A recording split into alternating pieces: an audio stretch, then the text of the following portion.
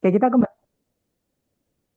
Nah, tadi untuk kata kerja atau verb dari burung itu adalah fly atau terbang. That's right. Nah, mungkin untuk menyikat waktu ya, teman-teman. Jadi fly itu terbang. Contoh lagi, burung itu juga melakukan selain terbang misalkan berkicau. Berkicau bahasa Inggrisnya adalah tweet. Teman-teman bisa pakai tweet yang eh, apa namanya?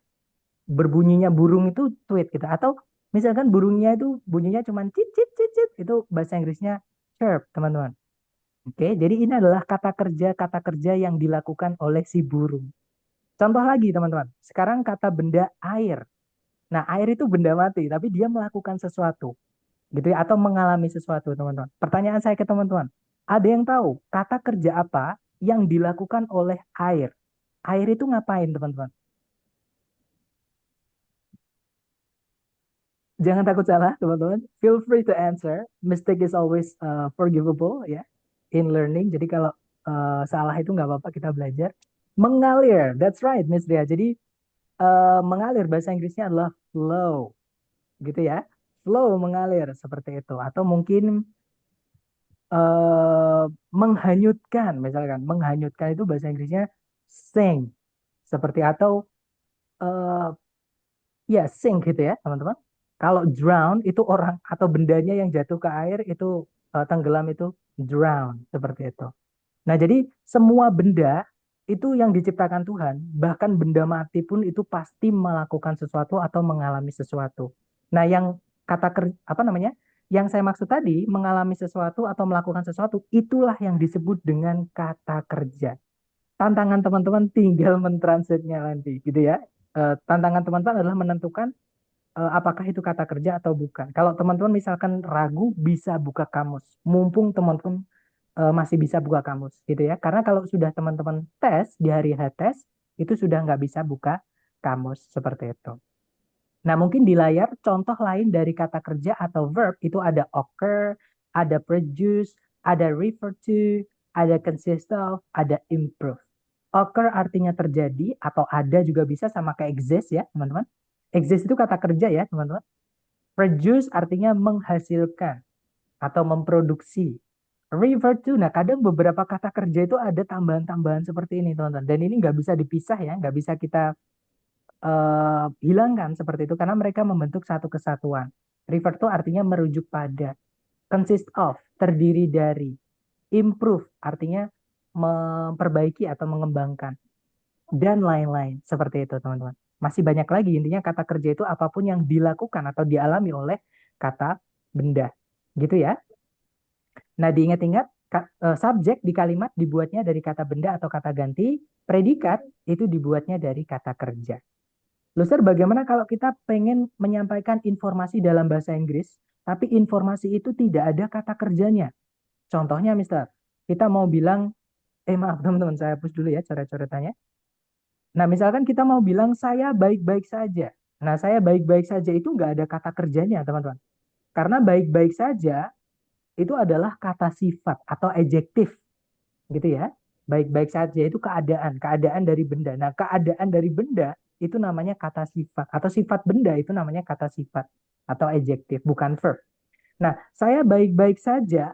Mungkin teman-teman dulu nih, saya lempar ke teman-teman. Ada yang tahu bahasa Inggrisnya ini karena ini sangat mudah, teman-teman. Jadi jangan takut salah dulu.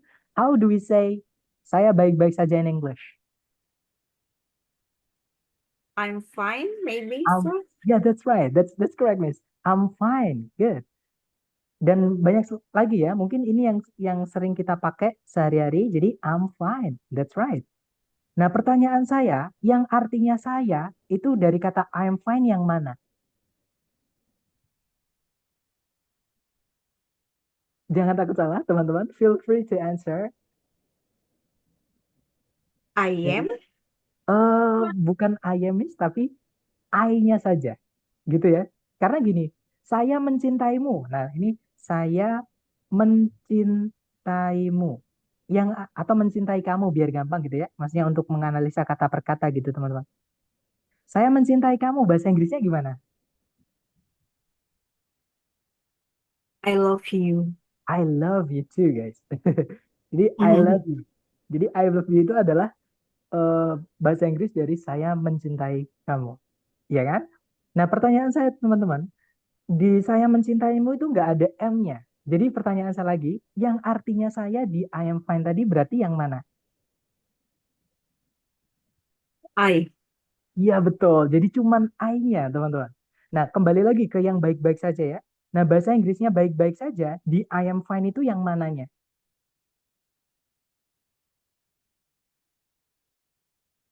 Jangan takut salah. Yang mana, teman-teman?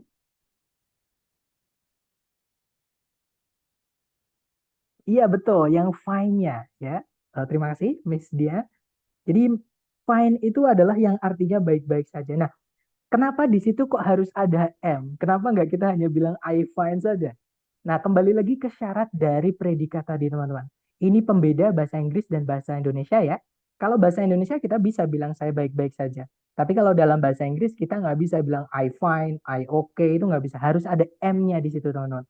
Alasannya sederhana, karena informasi yang disampaikan tidak mengandung kata kerja. Maka dicarikanlah kata kerja yang buat syarat, yaitu kata kerja dari keluarganya to be, teman-teman. Keluarga to be itu ada is, ada am, ada are, ada was, ada were, tergantung subjeknya. Kalau subjeknya I ya pakainya am gitu ya, atau pakai was kalau lampau, seperti itu. Gitu ya, teman-teman. Sekali lagi, karena dalam bahasa Inggris kalimat itu harus punya predikat dan predikat itu dibuat dari kata kerja. Ketika informasinya tidak mengandung kata kerja, maka dicarikanlah kata kerja cuma buat syarat. Dia nggak punya arti, teman-teman. Tapi ini buat syarat. Nah, sekarang saya pengen teman-teman membandingkan dengan kalimat kedua, yaitu saya mencintai kamu. Yang mana bahasa Inggrisnya adalah I love you. Sebelum saya menjelaskan, sekarang saya coba tanya ke teman-teman nih. Kenapa kok di situ tidak ada M-nya, teman-teman? Kenapa kok tidak I am love you, tapi I love you? Ada yang tahu? Sudah ada verbnya gitu ya. That's right, Mister. Sorry, that's right, Miss. Maaf. Karena sudah ada verb atau kata kerja. Yang mana kata kerja di kalimat saya mencintai kamu? Love gitu. Love ya. Love, betul. Love di situ sebagai verbnya, yang artinya mencintai. Nah, kalau sudah ada predikatnya, jangan atau sudah ada kata kerja sebagai predikatnya di dalam informasi itu, jangan teman-teman masukkan lagi kata kerja yang buat syarat tadi. Kenapa? Karena nanti ada pemborosan predikat. Predikatnya jadi dua, teman-teman. Nanti nggak bisa diartikan seperti itu. Gitu ya. Jadi hilangkan M ketika sudah ada informasi berupa kata kerja sebagai predikat. Nah, mungkin teman-teman ada yang pernah belajar TOEFL di tempat lain terus ngomongin, kenapa nggak bilang subjek verb aja sih, Sir? Kan lebih gampang. Nah, alasannya sederhana, teman-teman. Takutnya ketika teman-teman setiap kali menemukan kata kerja atau verb di dalam kalimat, dianggapnya predikat.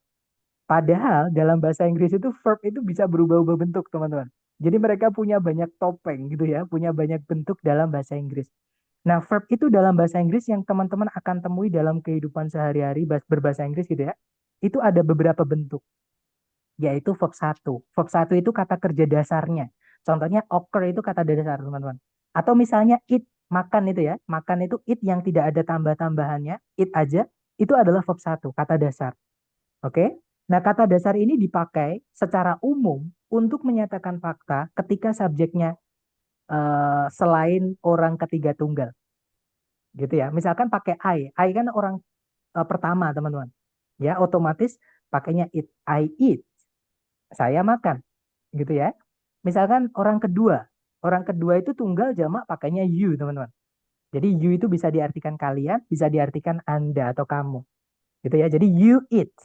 Nah, tapi kalau sudah masuk orang ketiga dan dia jumlahnya tunggal, maka nanti teman-teman pakainya verb SES. Jadi it ini ditambahkan S, gitu ya. Jadinya eats. Nah, ini yang nggak enaknya bahasa Inggris itu ini, teman-teman. Jadi eats itu juga kata kerja artinya juga makan, artinya sama. Nah, ada juga kalau misalkan lampau, misalkan teman-teman menceritakan kejadian lampau tentang makan gitu. Misalkan teman saya memakan sebuah komodo kemarin, misalnya teman-teman. My friend itu nggak bisa kita pakai eat atau eats.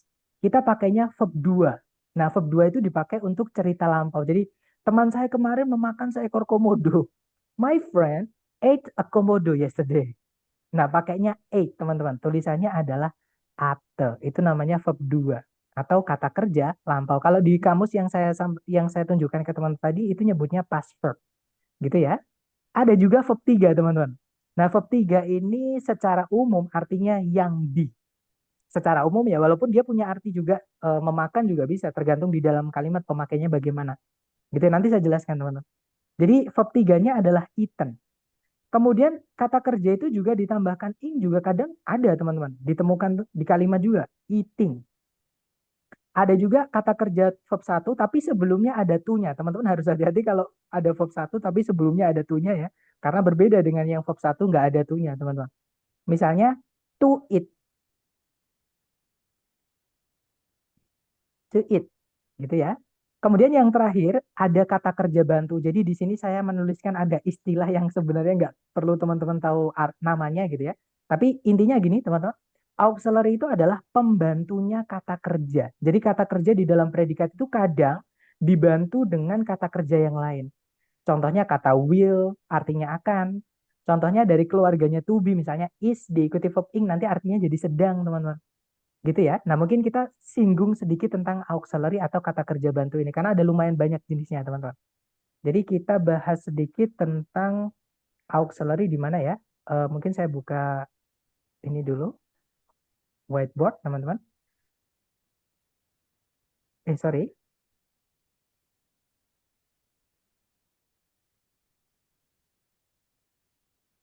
Kenapa nggak bisa ya? Oh, ini ada new. Mohon maaf, sebentar, teman-teman. Layarnya teman-teman putih nggak? Ikut ikut putih apa nggak? Kira-kira? Atau cuman layar saja? Layar saya aja, teman-teman. Iya, kelihatan. Putih ya, ikut putih ya, maksudnya Ya. kosong gitu ya. Baik. Nah, jadi seperti yang saya sampaikan tadi, kita akan membahas sedikit tentang auxiliary dan verb gandengannya, teman-teman. Tadi saya menyebutkan ada istilah, lah mana teman-teman ya? Sebentar. Ini untuk coret-coretannya, waduh kok nggak ada malahan. Nah ini kalau nggak enaknya pakai yang free nih, teman-teman. Kita kembali ke ini aja deh, ke PPT dulu.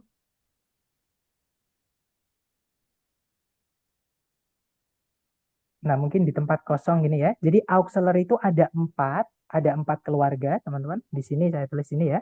Jadi auxiliary atau kata kerja bantu itu ada empat. Yang pertama itu dari keluarganya do, teman-teman. Nah, do itu keluarganya cuma tiga, yaitu do, kemudian does, kemudian did. Ini ya. Dan kalau teman-teman menemukan do atau does atau did, maka verb setelahnya atau kata kerja setelahnya itu wajib kata dasar. Jangan ditambah apa-apa. Contoh teman-teman, saya tidak tahu, itu bahasa Inggrisnya I do not know. Nggak boleh kita bilang I do not knowing. Nggak boleh. I do not knows. Itu nggak boleh. Gitu ya. Jadi kalau sudah ada do, diikuti verb, maka verbnya harus verb satu. I do love you. Saya benar-benar mencintaimu. Nggak boleh kita bilang I do loving you. Itu nggak bisa, teman-teman. Gitu ya. Jadi harus verb satu kalau ada do, does, atau did. Oke, teman-teman. Kemudian keluarga auxiliary yang kedua itu dari keluarganya to be. Nah, jadi to be itu juga bisa jadi auxiliary ya, atau kata kerja bantu, teman-teman. To be sendiri itu keluarganya ada is, ada am, ada are, kemudian lagi ada kalau lampau ya, ada was, sama were.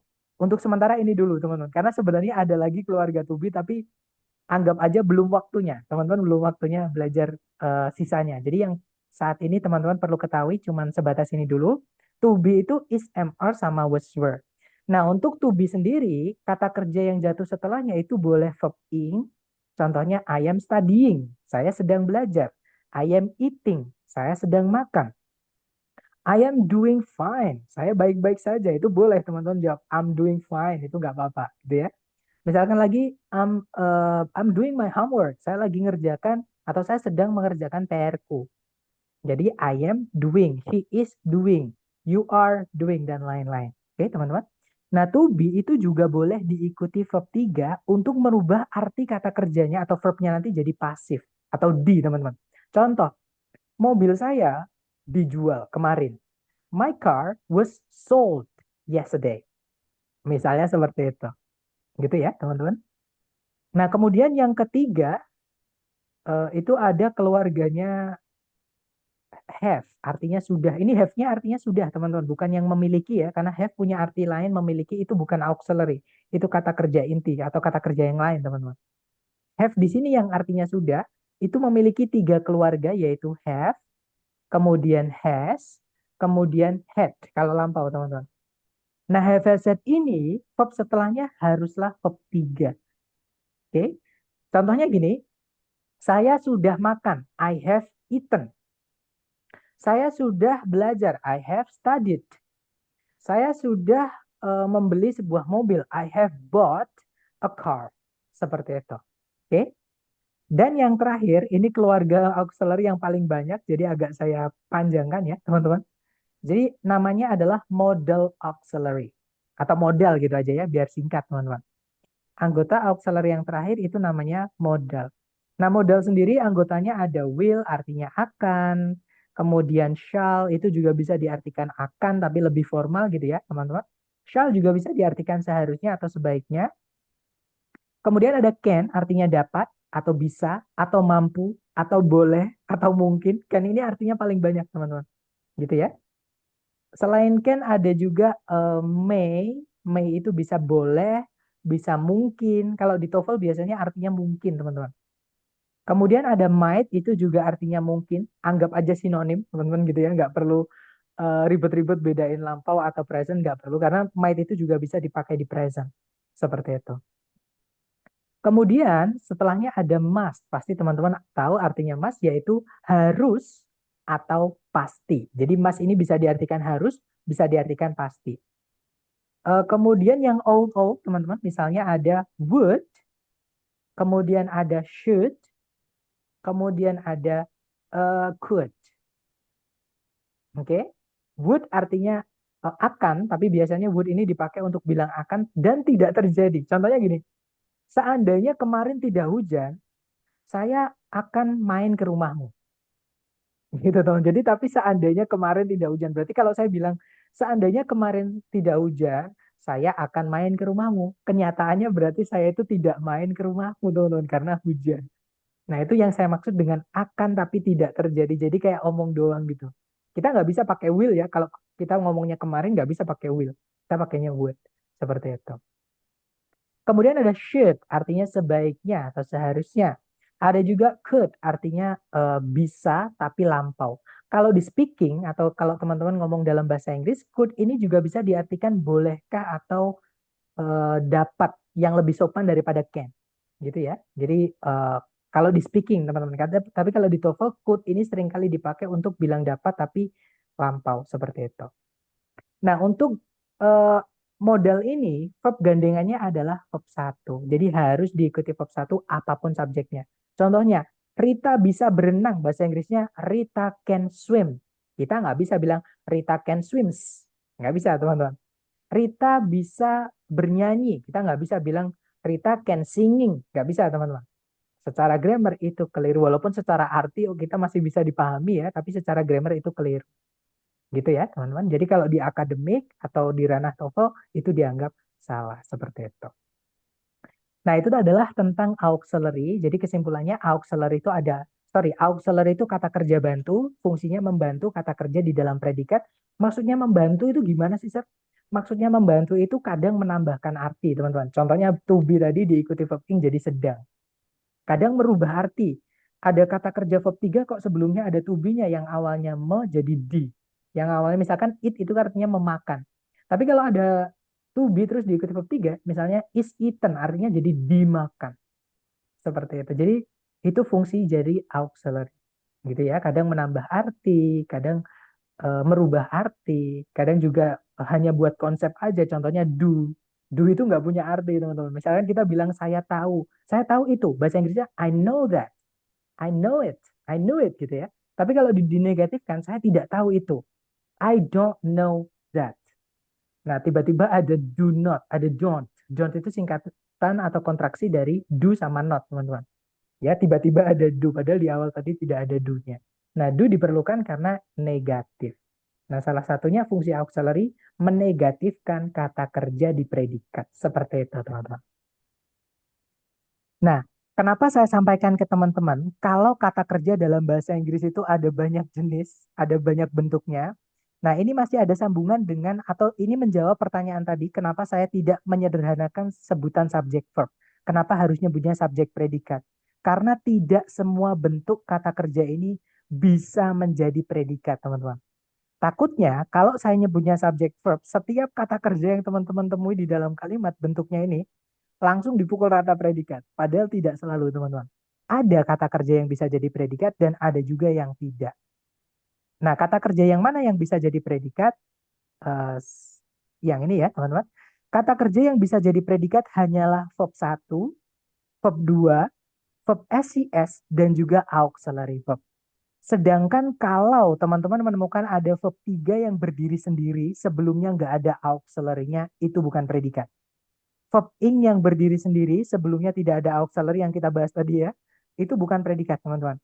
Dan juga kalau ada verb satu tapi sebelumnya ada to-nya. Jadi to verb satu itu bukan predikat, teman-teman. Oke, jadi hati-hati.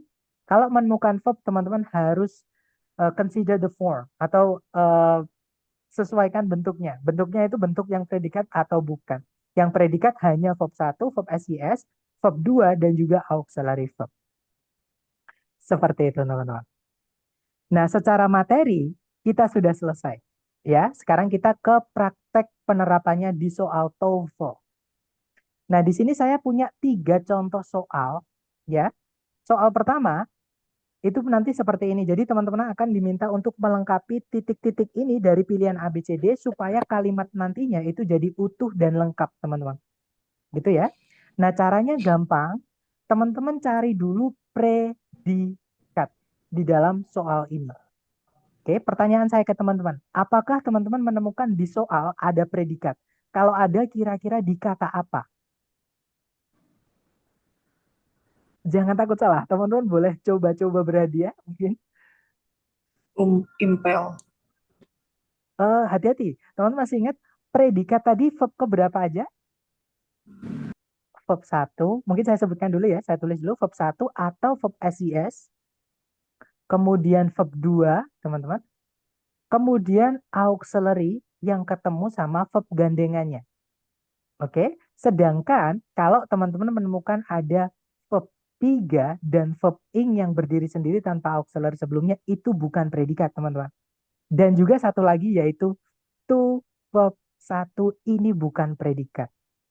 Oke, nah jadi to impel ini bukan predikat. Alasannya kenapa? Karena berbentuk to verb satu. Dan to verb satu tidak bisa jadi predikat. Nah, predikatnya bukan yang itu, Miss. Coba lagi, teman-teman. Ada yang tahu? Di situ saya menemukan di soal ada predikat. Tapi kira-kira yang mana nih?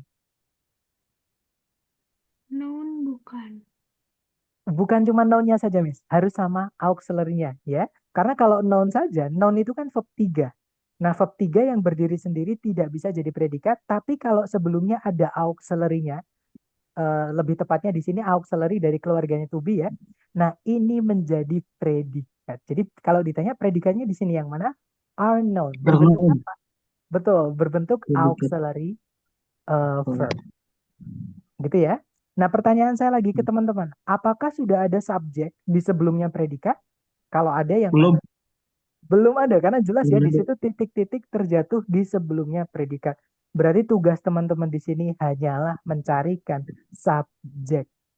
Nah, kira-kira A, B, C, D yang bisa jadi subjek saja, jangan ditambahi, jangan dihilangi ya teman-teman. Kira-kira yang mana? Yang A. That's right, the answer is alpha. Jadi jawabannya yang alpha. Nah, sekarang kita analisa kenapa yang Bravo, Charlie, Delta itu salah. Ya, yang Bravo kenapa salah? Karena ada that. That di sini ini nama kelas katanya adalah conjunction, teman-teman. Conjunction itu bahasa Indonesia kata hubung. Nah, kenapa kita nggak boleh memasukkan conjunction atau kata hubung di situ? Karena secara teori ya, secara teori atau yang ada di buku, conjunction itu dipakai di dalam kalimat atau conjunction itu hanya dibutuhkan ketika kalimatnya nanti lebih dari satu. Subjek predikatnya nanti lebih dari satu. Sedangkan Di sini subjeknya cuma satu, predikatnya cuma satu. Jadi kita tidak membutuhkan conjunction. Itu secara teori, teman-teman. Nah, tapi secara bukan teori atau secara praktek, itu kenapa kok conjunction salah? Kalau kita artikan nanti tidak selesai. Ya, misalnya teman-teman, that kita masukkan di atau yang bravo kita masukkan di dalam titik-titik, kalau diartikan nanti jadinya seperti ini. Bahwa burung strike ini dikenal akan menancapkan buruan mereka di duri-duri, ya kan? Nggak selesai kan? Bandingkan ketika saya bilang, saya tahu bahwa burung strike itu dikenal akan menancapkan buruan mereka pada duri-duri pohon. Seperti itu. Nah, itu lebih enak karena ada subjek predikat lagi, yaitu saya percaya. I believe that the strikes are known to impel the prey on thorns. Seperti itu. Gitu ya, teman-teman. Jadi yang bravo salah karena ada kata hubung. Sekali lagi, kata hubung tidak dibutuhkan ketika subjek predikat di kalimatnya nanti itu cuma ada satu. Oke? Nah, kemudian kalau yang Charlie kenapa salah? Yang Charlie ada predikat lagi, teman-teman.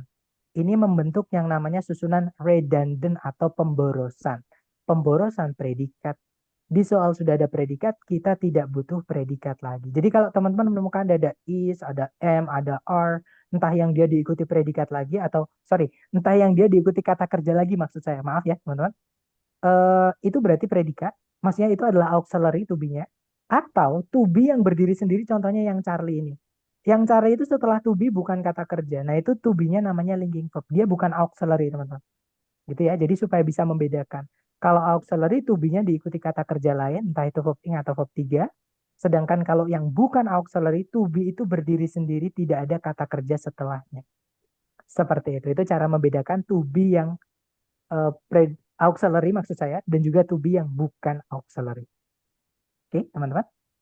Nah, kalau yang delta kenapa salah, Sir? Sama kayak yang bravo, cuman beda katanya aja ya.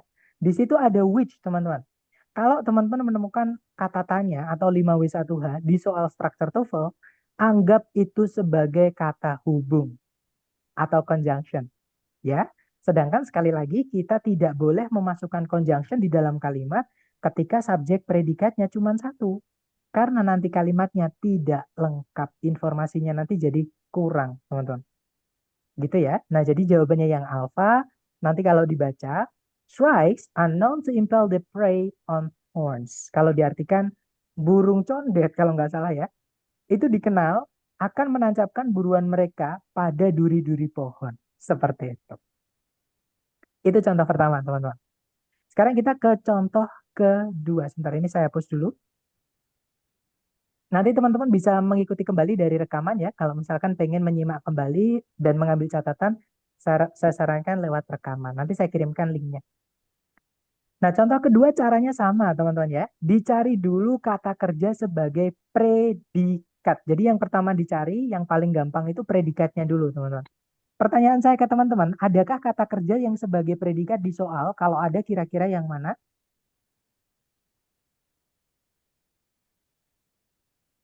Nggak ada.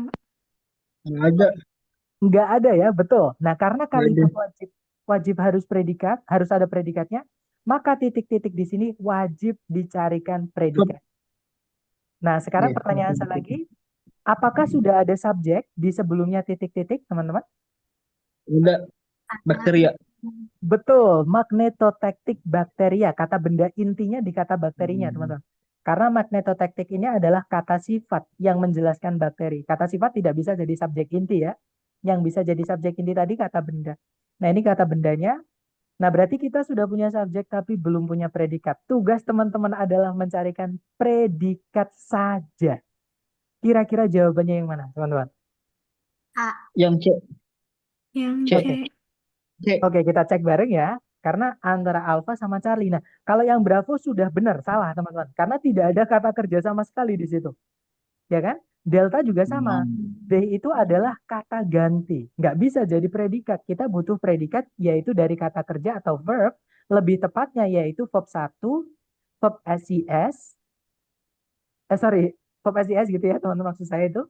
Kemudian verb 2 dan juga auxiliary verb saja yang bisa jadi predikat. Nah, selain ini nggak bisa teman-teman jadi predikat gitu ya. Nah, kalau yang alpha, di situ ada predikat berupa auxiliary verb, verb-nya adalah describe. Nah, di tengah-tengahnya auxiliary verb itu kadang disempilin kata keterangan seperti ini, misal, teman-teman. Misalnya never, misalnya always, misalnya usually, misalnya never, misalnya not. Itu namanya kata keterangan. Nah, kata keterangan itu boleh dihapus nggak masalah.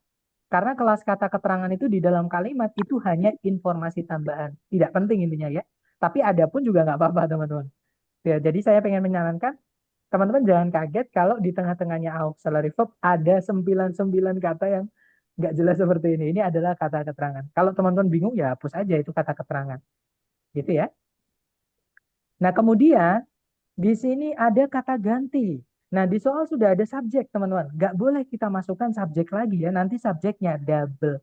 Jadi yang alpha ini tidak bisa karena pemborosan subjek. Oke? Nah, jadi jawaban yang tepat adalah yang Charlie. Kita hanya butuh predikat saja. Nanti kalau dibaca, kalimatnya berbunyi, magnetotactic bacteria were first described in 1963 by Salvatore Bellini. Bakteri jenis magnetotaktik pertama kali dideskripsikan di tahun 1963 oleh Salvatore Bellini. Seperti itu. Gitu ya. Kemudian contoh ketiga, caranya sama, teman-teman. Pertanyaan saya ke teman-teman, coba dilihat di soal, adakah kata kerja yang bisa jadi predikat? Kalau ada, kira-kira yang mana? Jangan takut salah, teman-teman. Teman-teman tebak dulu.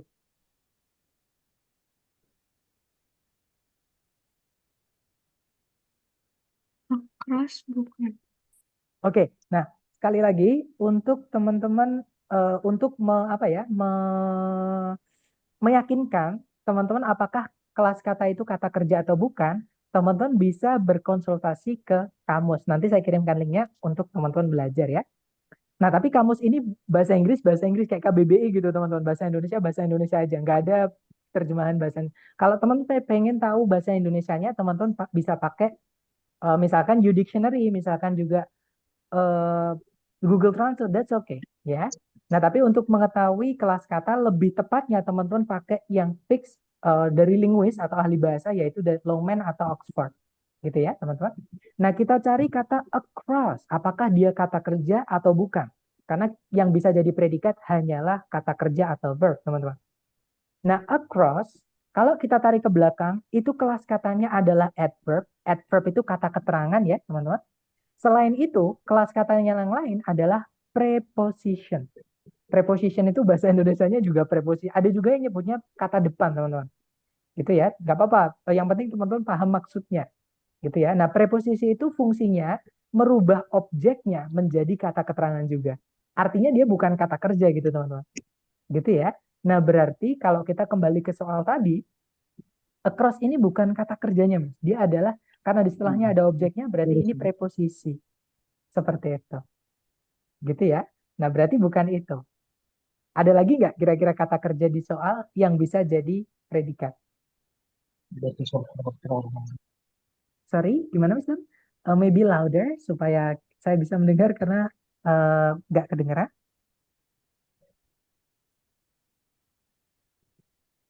Atau mungkin teman-teman yang lain nggak apa. Jangan malu-malu, kita feel free aja teman-teman. Lepaskan aja karena belajar itu biar free gitu, biar teman-teman bebas gitu. Jangan takut salah.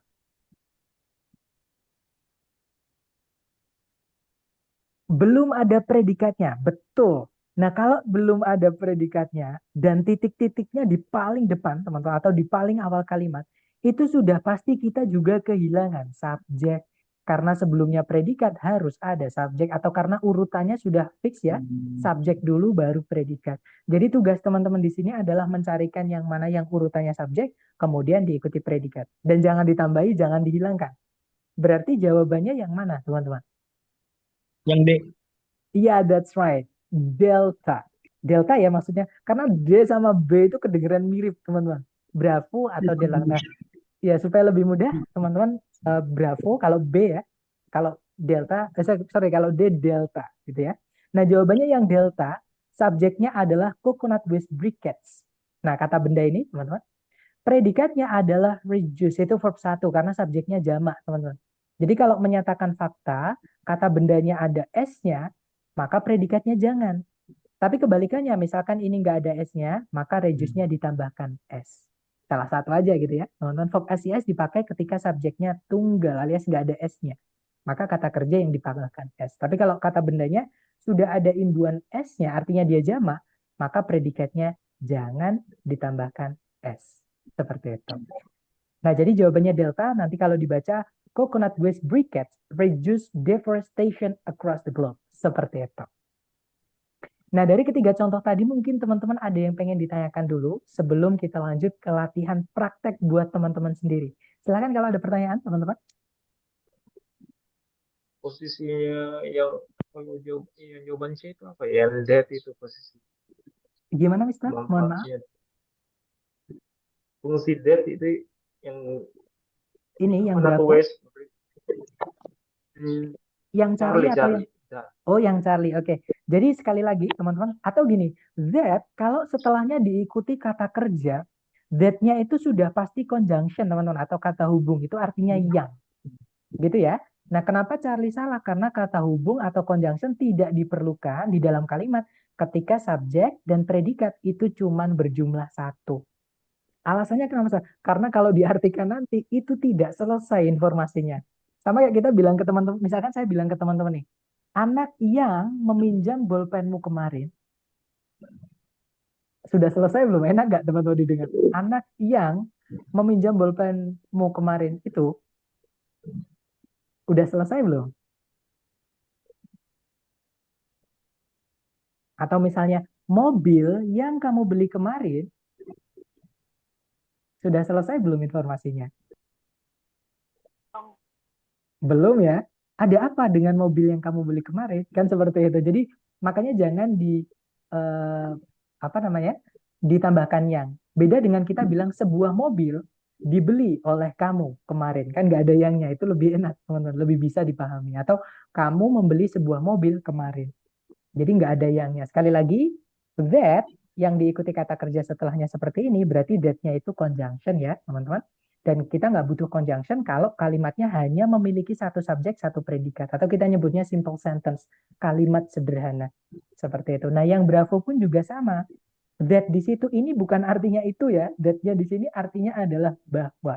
Kenapa? Karena kata benda yang dijelaskan pakai S, nggak boleh pakai that, teman-teman. Kalau artinya itu pakainya those. Those coconut waste briquettes. Nah, baru itu those-nya artinya itu, teman-teman. Bukan yang bahwa. Nah, that-nya di sini artinya bahwa dia adalah conjunction. Sama, kita nggak butuh conjunction kalau subjek.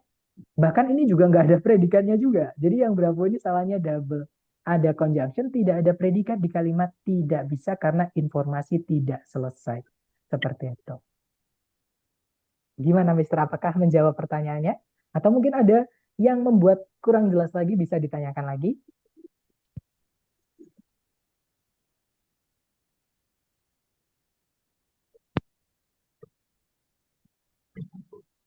Gimana? Atau mungkin ada pertanyaan yang lain dari teman-teman juga nggak apa-apa. Kalau ada penasaran tentang materi kita hari ini, tanyain aja.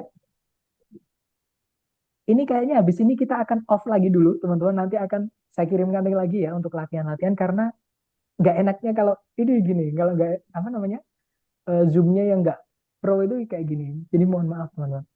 Sudah jelas, Mas? Oke, baik. Kalau gitu.